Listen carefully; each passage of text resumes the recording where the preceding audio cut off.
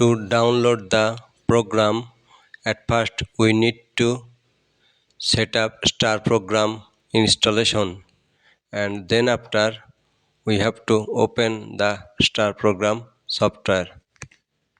Then we have to open the selected program file. Then from setup, and we have to select target. In the actual target settings, set up target name MC9512A120 internal flash, and then press OK. After that, from setup we have to select port settings, that is BDM interface. We have to select BDM interface type Pro, and then OK. Then after, at first we need to erase the old program.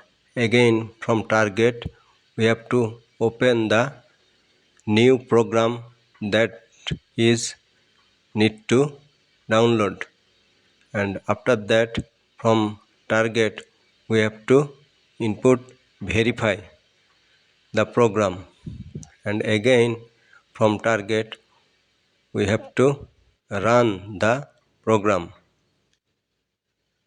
Finally, the program download is completed.